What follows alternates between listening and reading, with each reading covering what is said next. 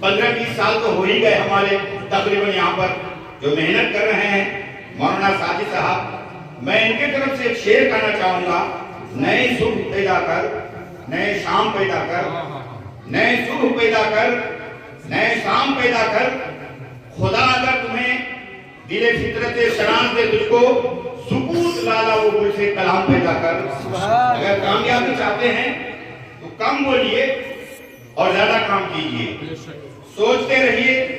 رات کو آدمی کھراٹے لیتا ہے لیکن عقل مند آدمی لحاظ کے اندر سر رکھ کر کے کتابوں کو غور کرتا ہے. مولانا یہ جاوید اختر صاحب آپ دیکھ رہے کتنے چھوٹے سے ہیں، ان کے اخلاق دیکھیے، لیکن جب اس کے کارنامے کو کتابوں کی شکل میں نے دیکھا تو دیکھا کہ واقعی میں عالم دین بھی ہے، ایک ماسٹر بھی ہے. محنت و مشقت کر کے آج گلداس پور کا نام پٹنہ میں جا کے روشن کر رہے ہیں. اب اسی گلداس پور کے مولانا مہتاب صاحب کو دیکھ لیجیے. آپ کا اسی ادارے سے بچپن میں پڑھے ہوں گے، لیکن آج اس سیمانچل کے ہر علاقے میں ڈنکے کے چوٹ پر مسئلے کے اعلیٰ حضرت کا ڈنکا بجا کر لوگوں کو عشق مصطفیٰ کا جام پلا رہے ہیں. اب ابھی آپ مولانا مہتاب صاحب سے سنیں، دیکھنے میں کتنے اچھا ہے. اخلاق کا پیغام آپ لوگوں کے سامنے دیا. مولانا ساجد صاحب جو محنت و مشقت سے بچوں کو پڑھا رہے ہیں، یہ بچے چاہے راجستھان جائے گا، اشرفیہ جائے گا، الہ آباد جائے گا، بنگال جائے گا، کہیں بھی جائے گا، پہلا کو پوچھا جائے گا کہاں سے آئے ہو، کہاں سے آئے ہو پڑھ کے. کہا وہ مدرسہ جو ہے چاروں طرف نجدی وہابی، بیچ میں اعلیٰ حضرت کا دیوانہ ایک مدرسہ قائم کیا ہے جس کا نام معینیہ چشتیہ تفسیر القرآن ہے. خواجہ معین الدین کا نام سنتے ہی وہ شخص سمجھ جائے گا کہ سننے کے مدرسے سے آیا ہوا بچہ ہے. رسول ہے، دیوانہ دوست ہے. اس مدرسے میں اس بچے کو علم سے دیا جائے گا. حضرات ابراہیمی جہاں تک رہے سوال و جواب کا، کسی نے کہا ایک تھا تو دوسرا کون، تیسرا کون، چوتھا کون، پانچواں کون، چھٹا کون. یہ تو کتابوں میں ہے. ہر کوئی سوال و جواب کا جواب نہیں دے سکتا. کتنا بڑا عالم ہے. اگر آپ ان سے پوچھیں گے کہ فلاں بتاؤ ایسا کون چیز ہے زمین و آسمان کو کتنے دن میں پیدا کیا، اگر نہیں بتا پایا تو کیا وہ عالم دین نہیں ہے؟ عالم دین ہے. ہر کسی کو ہر بات معلوم نہیں ہے. حضرت علی کرم اللہ وجہہ الکریم کے بارے میں آپ جانتے ہیں. ابھی مولانا ماسٹر صاحب نے اٹھ کر کے بتایا کہ ابو تراب کس کا لقب ہے. ایک بچہ نے کہا کہ حضرت علی کا. حضرت علی مٹی میں رہا کرتے تھے، مٹی میں بیٹھا کرتے تھے، آنکھوں کو بالکل بند کر کے کوئی چیز سوچ رہے تھے. چرچا تھا فرشتوں میں کہ حضرت علی کرم اللہ وجہہ الکریم کے بارے میں مصطفیٰ نے فرمایا انا مدینۃ العلم وعلی بابھا، یعنی مصطفیٰ نے فرمایا میں علم کا شہر ہوں اور علی اس کا دروازہ ہے. تو فرشتوں میں جب چرچا ہوا، دنیا میں صحابیوں میں چرچا ہوا، تو حضرت جبرائیل امین آئے اور دو بیٹھ کر کے آنکھوں کو بند کر کے کچھ سوچ رہے تھے. انسانی شکل بنا کر کے حضرت جبرائیل امین جو تمام فرشتوں کا سردار ہے آ کر کے بیٹھے کہ حضرت علی میں ایک سوال کرنے کے لیے آپ سے آیا، ایک سوال کرنے کے لیے کہ مصطفیٰ نے آپ کو کہا کہ آپ علم کا دروازہ ہے. کہاں ہر سوال کا جواب دیں. کیا جب مصطفیٰ نے کہا ہے تو ہے، پوچھو سوال، کیا پوچھنا چاہتے ہو؟ حضرت جبرائیل امین کہنے لگے اگر آپ کو اتنا علم ہے، مصطفیٰ نے فرما ہی دیا ہے، تو یہ بتائیے کہ حضرت جبرائیل امین ہے کہاں ابھی؟ حضرت جبرائیل امین ابھی ہے کہاں؟ تو حضرت علی جو آنکھوں کو بند کر کے ہوئے تھے کچھ سوچ رہے تھے، کوئی دوسرا مسئلہ سوچ رہے تھے.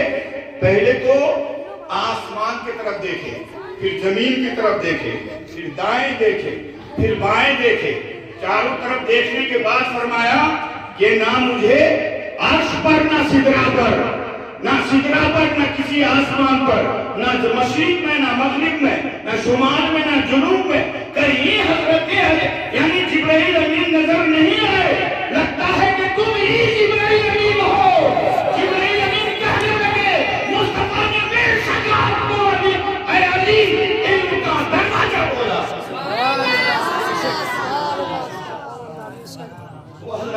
گرامی، خواجہ غریب نواز کے بارگاہ میں آئی ہے۔ اس بھارت میں کون؟ اس بھارت میں قربان چاہیے خواجہ غریب نواز۔ بے شک واہ۔ یہ جو آپ آنا ساگر دیکھ رہے ہیں، آنا ساگر، اسی کے قریب میں ایک مندر تھا اور ارد گرد میں ہزاروں مندر۔ اس مندر میں 350 من تیل چراغوں میں جلایا جاتا تھا۔ کفر شرک کا بازار گرم تھا، اور مصطفیٰ ہمارے رسول سرور کائنات صلی اللہ علیہ وسلم کہاں پر؟ مکہ اور مدینہ کے درمیان ایک مسجد ہے جس کو قبا کی مسجد بولا جاتا ہے۔ اسی مسجد میں 6 مہینہ مراقبہ کرتے رہے، غدائی پڑھتے رہے، اوراد پڑھتے رہے، تسبیحات تحلیلات میں مشغول رہے، دعا مانگتے رہے، مصطفیٰ کا بددعا چہرہ کا دیدار ہو جائے، واللہ صبح کا دیدار ہو جائے۔ اچانک 6 مہینے کے بعد خواجہ غریب نواز کو مصطفیٰ نظر آئے۔ مصطفیٰ نے فرمایا میرا بیٹا بھارت جا، اور جانے کے بعد اسلام کا دھکا بجا، اور میں اللہ کے بندوں کو میرا کلمہ پڑھ کے اور کلمہ طیبہ پڑھا کر کے اسلام میں داخل کر۔ وقت نہیں ہے، میں نے 5 منٹ بولا تھا، میں معافی چاہوں گا، بس ایک شعر کے ساتھ رخصت ہو رہا ہوں۔ سبوہ اپنا اپنا ہے، جان اپنا اپنا، کیے جاؤ میں خارو، کام اپنا اپنا، یہ بزم میں ہے یا کوتا دستی میں ہے معرومی، جو بڑھ کے خود اٹھا لے ہاتھ میں مینا اسی کا ہے۔ آج محنت کرنے کا ٹائم ہے، آپ محنت کرو، چلتے پھرتے اٹھتے بیٹھتے محنت کرو، اور جب محنت کرو گے کامیابی قدم چومے گی۔ یہ بچے پڑھ رہے ہیں، آپ بھی سنو، چھوٹی سی کتاب رکھو، نماز پڑھو، پھر دیکھو رات میں کتنا سکون پیدا ہوتا ہے۔ خواجہ غریب نواز نے کیسے کیا تھا؟ قطب الدین بختیار کاکی کو فرمایا کہ یہاں جو بیٹھے ہو نا، یہاں بیٹھے ہو جو، تو یہاں سے بیٹھنے سے پہلے ایک طریقہ بتاتے ہیں۔ تمہارے پاس اجے پال جوگی جو ہے وہ حملہ کرے گا۔ کون سا حملہ کرے گا؟ کبھی آگ سے حملہ کرے گا، کبھی پتھر سے حملہ کرے گا، کبھی سانپ بھیجے گا، کبھی سانپ بھیجے گا، لیکن اس سے بچنے کے لیے ایک طریقہ بتا رہا ہوں بیٹا۔ کہا حضور بتائیے وہ طریقہ کیا ہے؟ کہا آیت الکرسی کو پڑھو، یہ شہادت کی انگلی سے گول یعنی ایک دائرہ کھینچو۔ یہ مسجد میں کتنے لوگ بیٹھے ہوئے ہیں؟ کہا ایک دائرہ کھینچو، خطے حصار کر لو۔ تو حصار کرنے کے لیے کیا پڑھو؟ آیت الکرسی۔ قرآن میں آیت الکرسی ہے، سبھی جانتے ہیں آیت الکرسی ہے، جو بھی پڑھتے ہو۔ خواجہ غریب نواز نے بتایا، مصطفیٰ نے بتایا، صحابی نے بتایا، علماء بتاتے ہیں، کتاب میں لکھا ہوا ہے، قرآن میں لکھا ہوا ہے، لیکن سونے سے پہلے آپ اپنے گھر کا حصار کیوں نہیں کرتے ہو؟ اور جو شخص سونے سے پہلے اگر آیت الکرسی پڑھ لیتا ہے، اس کے گھر میں نہ سانپ، نہ بچھو، نہ بلائے، نہ آفت، نہ مصیبت، نہ آفت، نہ چڑیل، نہ بھوت، کوئی چیز اثر نہیں کر سکتی، کیونکہ اللہ تبارک و تعالیٰ نے ہمیں آیت الکرسی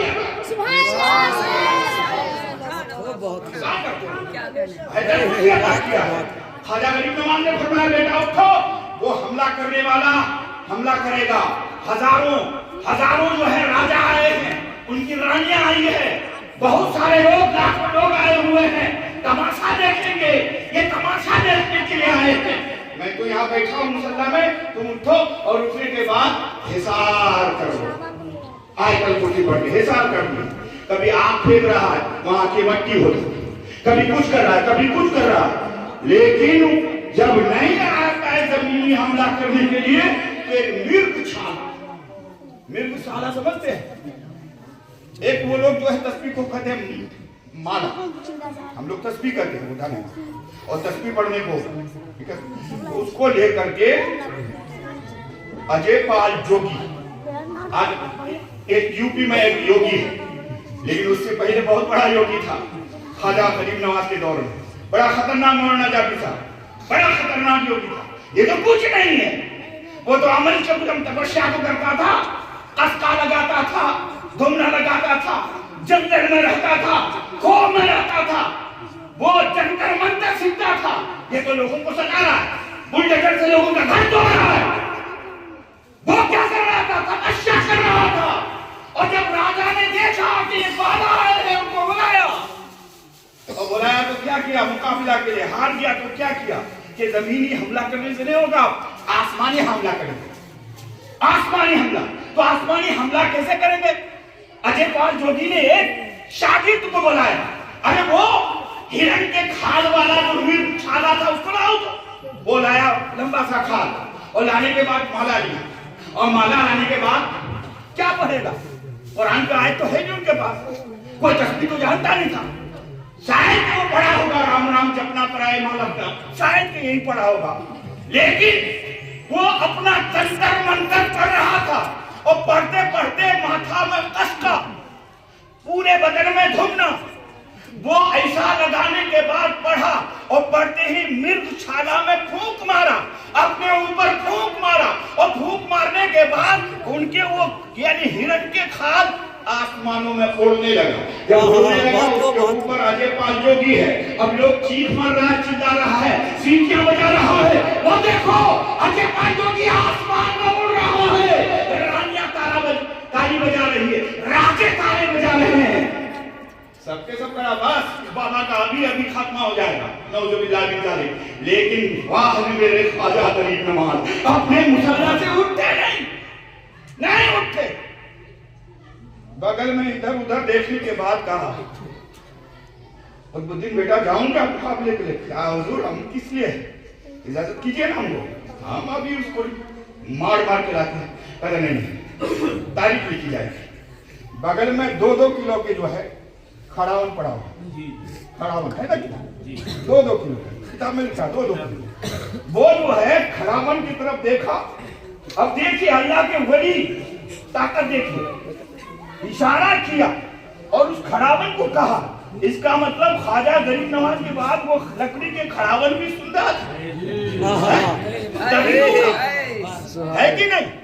اشارہ کیا، کہا یہ باطل آسمان پہ اڑ رہا، میرے پیر کے نیچے رہنے والے اور اس کا خیر تو لے جانا، ان کو سمجھا تو وہ دونوں دو طرف سے ایک میزائل کی طرح سے ایک رائفل کی طرح سے آپس میں بات کرتے کرتے کرتے کرتے کرتے جا کر کے ایک تھپڑ دائیں رخسار پہ مارا، اس کی بتی سی نکل لگی، ہے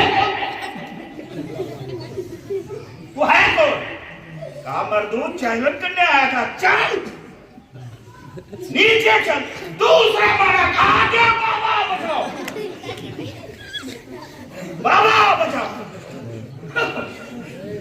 کہا کہ بابا بچاؤ، پھر مارنے لگا، کہا چل، اگر زور سے پڑ جاتا نا تو بھیجا ہی اڑ جاتا، لیکن مقصد تھا نیچے لانے کا، ایک ہی پڑ جاتے 2 کلو کے، خالی کسی پہلوان کا ایک مکہ لگ جائے مولانا مہتاب کا نا تو اچھا پہلوان جو گھبرا جائے گا، جوان آدمی، لیکن وہ کھڑاون ایک ہی مارا، کہ کون ہے کس نے بھیجا، کہ چل، جب وہاں سے بھاگتے بھاگتے پکڑ کے لایا، قدموں میں گر کر کے دیکھا،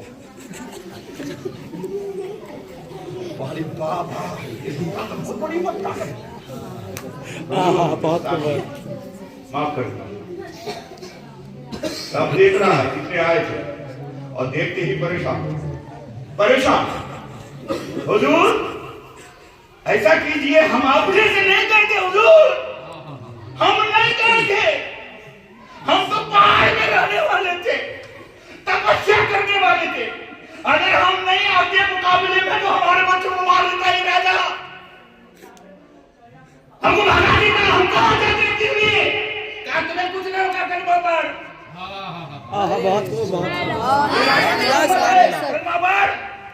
کلمہ پڑھا، مسلمان ہوا، اور جتنے شاگرد آئے تھے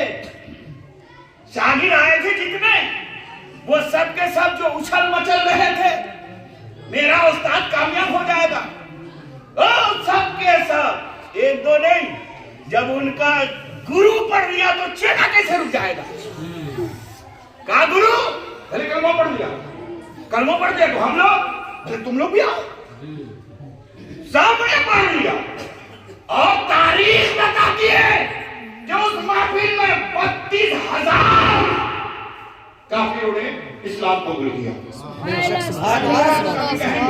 کبھی بولیں گے लहٰजा अभी तो सलमान साहब ने बोला तो इसलिए बोल दिए, वरना हम लोग तो अब बुढ़ा हो गया बोलते बोले। बहरहाल अब ज्यादा नहीं बोलेंगे, आइए हम लोग खड़े हो गए।